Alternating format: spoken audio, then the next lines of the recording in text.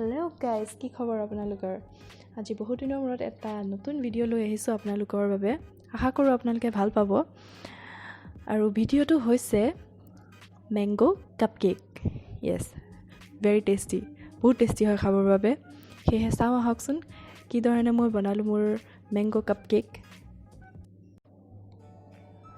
Mango cupcake বনাবৰ বাবে আমি প্ৰথমে গেছত কেৰাহীখন পাতি ল'লোঁ আৰু তাতে আমি মেংগো পিউৰি দি দিলোঁ। মই ইয়াতে এটা আম লৈ লৈছিলোঁ। আমটো ধুনীয়াকৈ মিক্সিত মাৰি ল'লোঁ আৰু মিক্সিত মাৰাৰ পিছত মই পিউৰিখিনি চাকনি এখনেৰে চাকি ল'লোঁ। তাৰপিছত এয়া মই পিউৰিখিনি কেৰাহীটোত দি দিলোঁ আৰু পিউৰিখিনি আমি ভালদৰে গৰম কৰি ল'ম।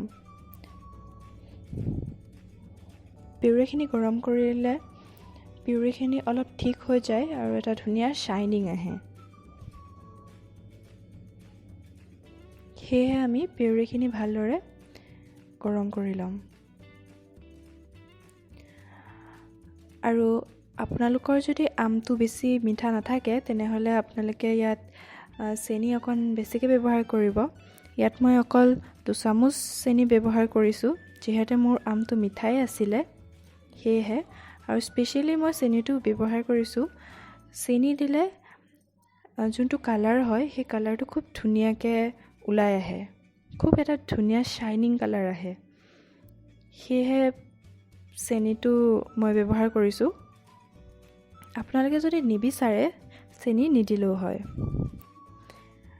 এয়া ক্ৰমান্বয়ে আমাৰ আমৰ পিউৰিখিনি ধুনীয়াকৈ ঠিক হৈ গৈছে আৰু খুব ধুনীয়া এটা কালাৰো আহিছে।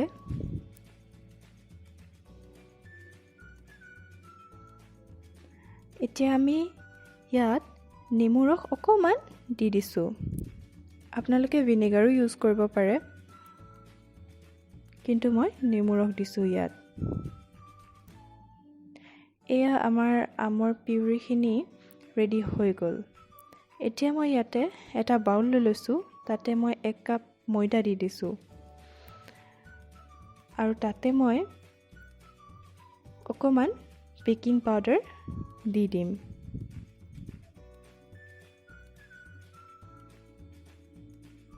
আৰু এইখিনি ভালদৰে মিক্স কৰি ল'ম।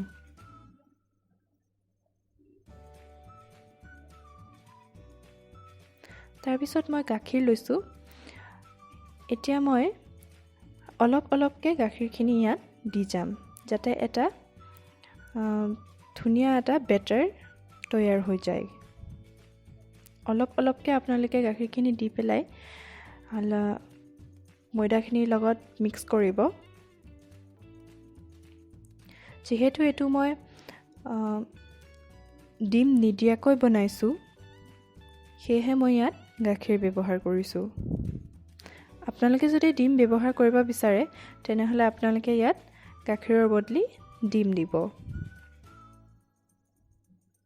খুবেই টেষ্টি হয় খাবলৈ। আৰু ইয়াতে মই এতিয়া 2 চামুচ কনডেন্স মিল্ক লৈ লৈছোঁ আৰু কনডেন্স মিল্ক মই দি দিছোঁ। ইয়াতে মই এক্সট্ৰাকৈ চেনি ব্যৱহাৰ নকৰোঁ, সেয়েহে মই কনডেন্স মিল্ক দি দিছোঁ। কনডেন্স মিল্কটো এনেও মিঠা থাকে আৰু কনডেন্স মিল্কটো দিলে খুব এটা ধুনীয়া ফ্লেভাৰ আহে, খুব এটা ধুনীয়া টেষ্ট আহে। এয়া মই ভালদৰে ফেটি ল'লোঁ। এটা খুব ধুনীয়া বেটাৰ হৈ গ'ল। আৰু এতিয়া আমি যোনখিনি মেংগো পিউৰি বনাই লৈছিলোঁ সেই মেংগো পিউৰিখিনি ইয়াত লাহে লাহে দি যাম। দি পেলাই মিক্স কৰি ল'ম।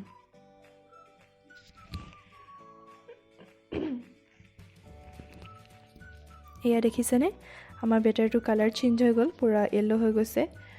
মই কোনো আৰ্টিফিচিয়েল কালাৰ ইউজ কৰা নাই, গোটেইটো আমাৰ আমৰ কালাৰটোৱে হৈ গৈছে। আৰু এইখিনি খুব ধুনীয়াকৈ মিক্স কৰি ল'ব।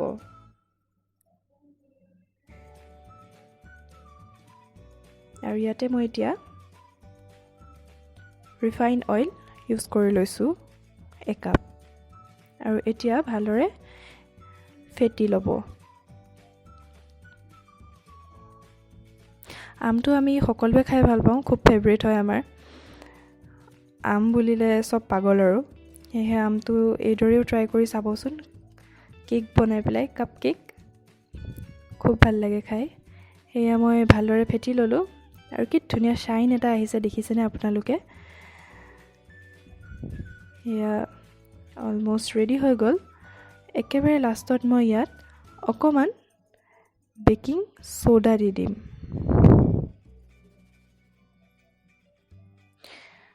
এয়া মই বেকিং ছ'ডা দি ল'লোঁ আৰু ভালদৰে মিক্স কৰি ল'ম।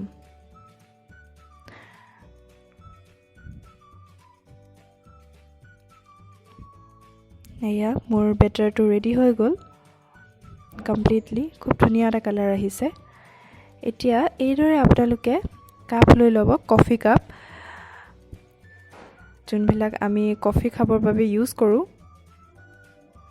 সেই কাপত মই এইদৰে বেটাৰটো মোৰ দি ল'ম। আমটো আমাৰ হেল্থৰ কাৰণেও বহুত ভাল হয়, ভিটামিন চি থাকে, আমাৰ স্কিনৰ কাৰণে ভাল হয়। তাৰপিছত মেডিকেলিও খুব ভাল হয়, কেঞ্চাৰ এগেইনষ্টে ফাইট কৰে। এয়া এইদৰে ভালদৰে মই সুমুৱাই ল'লোঁ, এইদৰে মই বাকীকেইটাও সুমুৱাই ল'লোঁ। আৰু এতিয়া মই এটা কুকাৰ লৈ লৈছোঁ, কুকাৰটোত মই এই কাপকেইটা পাতি ল'লোঁ। আৰু এতিয়া মই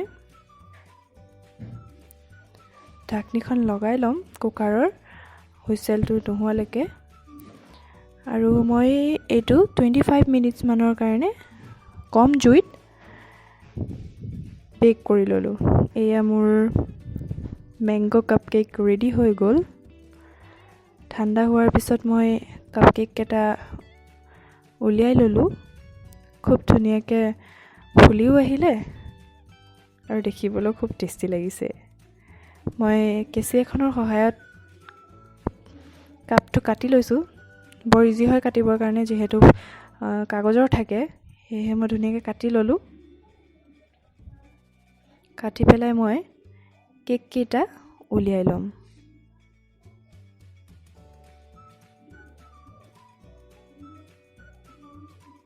সেয়া চাওক কি ধুনীয়াকৈ ওলাই আহিছে মোৰ কাপ কেককেইটা। এইদৰে মই গোটেইকেইটা কাপ কেক উলিয়াই ল'লোঁ। আৰু এয়া চাওকচোন কি স্পঞ্জি হৈছে, খুবেই স্পঞ্জি হয় আৰু খুব টেষ্টি হয় খাবৰ বাবে। এয়া মোৰ মেংগ' কাপ কেক ৰেডি হৈ গ'ল। এতিয়া মই ফাইনেলি ওপৰত অকণমান আইচিং কৰি দিছোঁ, কেইটামানৰ আইচিং কৰি পেলাই ওপৰৰ পৰা মই অকণমান চকো চিপ্ছ আৰু ইটোত মই আমৰ স্লাইচ অকণমান দি দিছোঁ। আৰু বাকীকেইটা এইকেইটা হোৱাইট চকলেট হয়, ঘৰতে বনোৱা, মই চকলেটকেইটাও দি দিছোঁ। খুবেই টেষ্টি হয় খাবৰ বাবে, আৰু দেখিবৰ কাৰণেও আপোনালোকে দেখিছে খুব টেষ্টি লাগিছে দেখিবৰ বাবে। আৰু যদিহে আপোনালোকে মোৰ ভিডিঅ'টো চাই ভাল পালে, তেনেহ'লে মোৰ চেনেলটো লাইক, শ্বেয়াৰ আৰু ছাবস্ক্ৰাইব কৰি দিব। ধন্যবাদ।